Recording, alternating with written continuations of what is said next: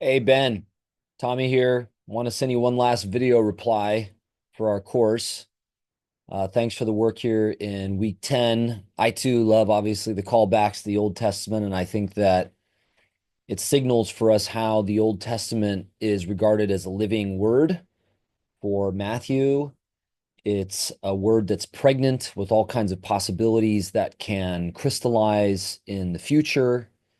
And there's a horizon that has emerged with Jesus that allows those words to crystallize in certain ways that Matthew highlights, and I think sort of points to God's hand and deepens the way that Jesus's life has gathered within itself the whole kind of dramatic history of his people and really the world, insofar as the world is invested in the life of this people of Israel who is the priesthood of the one true God.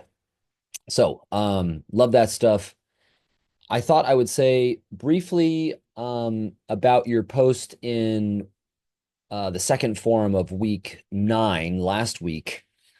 Um, that I think that it's certainly a fair kind of concern that if we say that Matthew 24 and 25, Jesus's final discourse is fully kind of enacted and what it predicts in the fall of Jerusalem, it seems like it leaves us with nothing.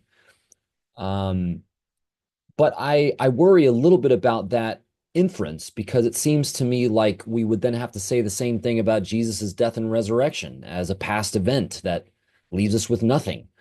When in fact it seems to me that it is a seed of an event that ripples out from its occurrence and sort of affects everything that it touches.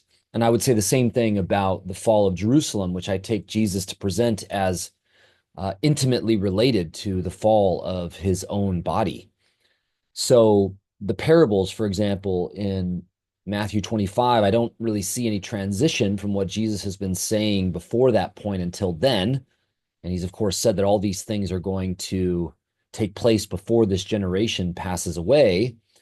So I take the fall of the temple to be something that does act to elevate the name, the memory, the rule of Jesus, and to thrust the remembrance of his life out among all the peoples who are in that way gathered before him as the heir of the human, the Son of Man, which is not in Daniel, by the way, where it comes from, a singular figure only. It's actually a collective figure for the remnant of the holy ones of Israel in the future of Daniel, that I take Jesus to say that he is spearheading rather than exhausting. But in any case, it does seem to me like the pregnancy of that event of the fall of Jesus and the fall of the temple sort of continues to produce all kinds of waves from it that do bring the peoples of the world before the ruling power of the Son of Man,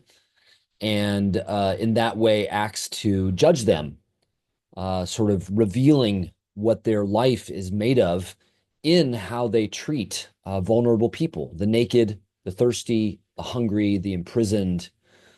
These are the people in whom the Son of Man is visiting all the peoples of the world through the way that the remembrance of this event reverberates across generations and space to touch all the peoples of the world. So the fact that, at least in my reading, Jesus is talking about events that are to take place before his generation passes away, I don't think eliminates the future horizon of those events, but shapes the future horizon of those events that I would say includes us, because we have inherited the name and remembrance of Jesus, who he is, partly by virtue of the fall of the temple and what that did for the kind of reconfiguration of the people of God in its wake. So, just another angle in case it opens up some possibilities for you, but great to be in conversation with you throughout the term. And hope that our paths are going to cross soon, maybe, since you're not too far away from me here in Pasadena. at graduation, maybe. I'm not sure how soon that is for you, if not sooner. So thanks for being in the course and enjoyed your work, which was excellent throughout. Hope we'll see each other again before too long.